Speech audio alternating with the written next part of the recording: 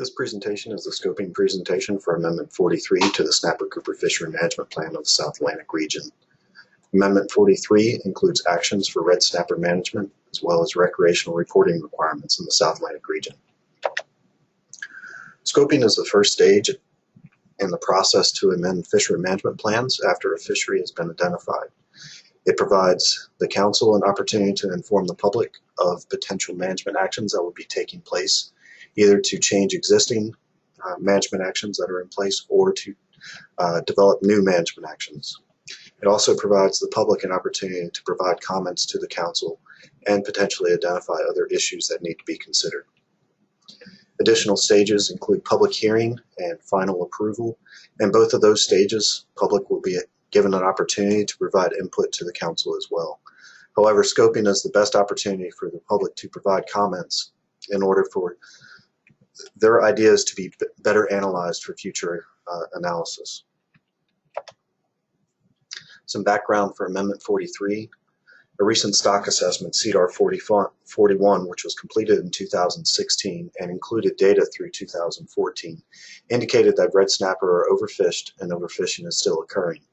In order to end overfishing, total removals, which includes landings and dead discards, must be reduced to less than 100,000 fish per year. In 2014, the total removals was estimated to be around 206,000 fish, and in 2015 it was around 277,000 fish. The majority of the total removals in 2014 and 2015 were dead discards. And so the Council is considering management measures to, 1, reduce the overall number of red snapper discards, and 2, improve the survival of released red snapper as well as other snapper grouper species. The Council is also seeking input on ways to improve catch, discards, and effort in the private recreational fishery. Some additional background for Amendment 43.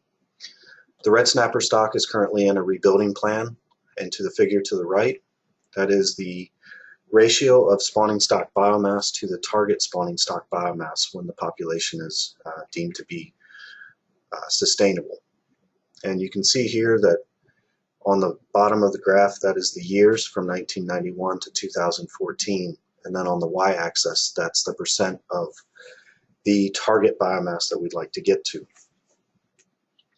And since 1997 through 2013, there's been a noticeable increase in the spawn stock biomass ratio. However, we're nowhere near the 100% that we need to be. We've increased the spawning stock biomass from around 6% in 1997 to around 21% in 2014. So there are positive signs in the fishery, and the stock assessment is definitely seeing these positive signs. However, we have a long way to go in order for this stock to be recovered. Some of the reasons for this recovery in the red snapper stock has been the high recruitments that were observed in 2006, 2007, 2008, and 2014. And you can see those recruitment events in the graph here, where I have total number of fish from 1990 to 2014. And the light gray bars represent the juvenile recruitment during that year. And you can see those high peaks or those increased values in those years. The red snapper population has almost quadrupled since 1991.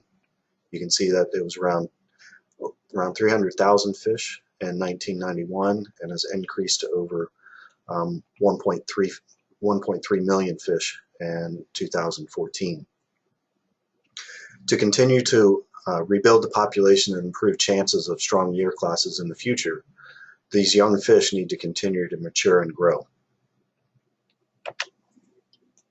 So in Amendment 43, there are 4 primary issues that the Council would like your input on during these scoping meetings.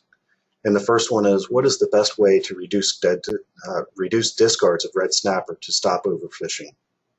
The second one is, what are management measures that can improve the survival of red snapper, survival of discarded red snapper?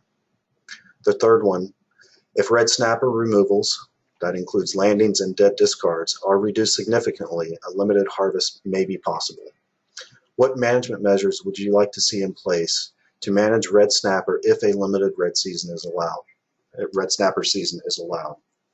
And finally, how could catch estimates, discards, and effort in the private recreational fishery be improved. So how can the number of red snapper be reduced?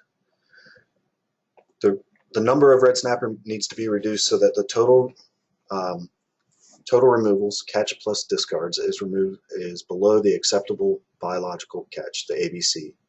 In 2015, there was an estimate over 500,000 red snapper were caught and released.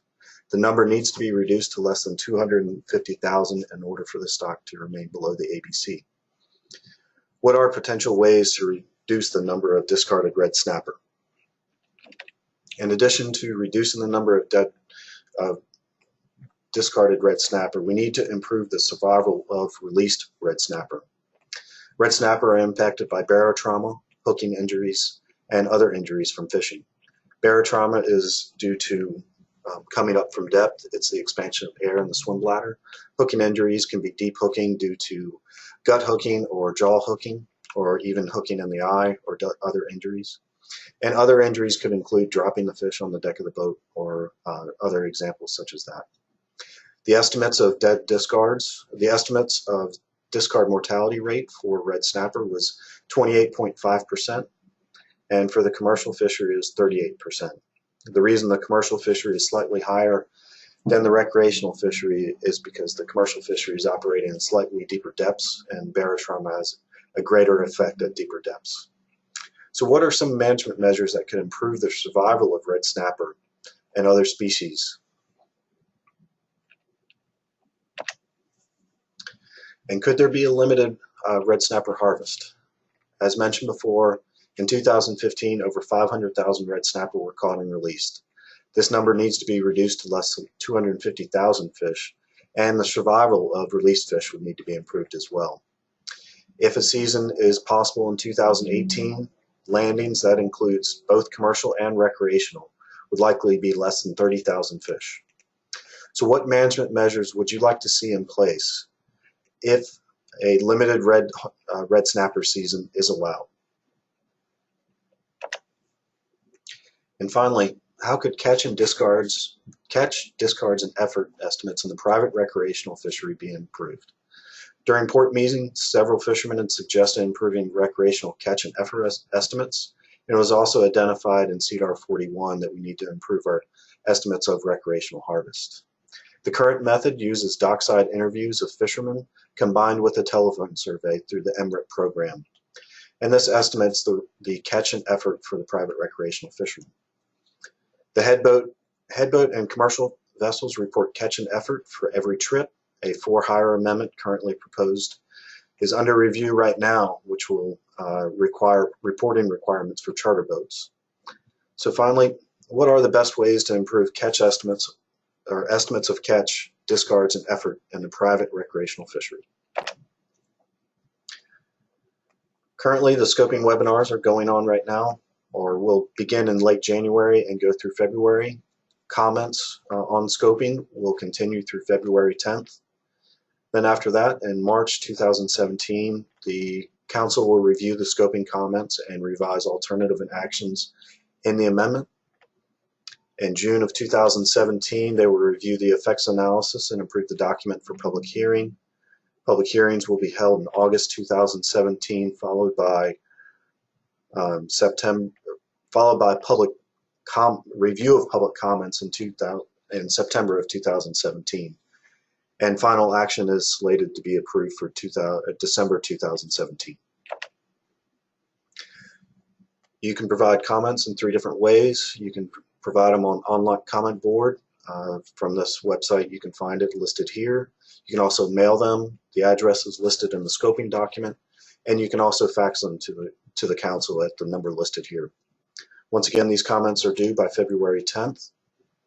And if you have any questions, you can call me, Chip Collier, at 843-302-844, or you can email me at the number at the address listed below. These are the dates for the public scoping hearings, and we have 10 of them, and they will be conducted from Florida all the way through North Carolina.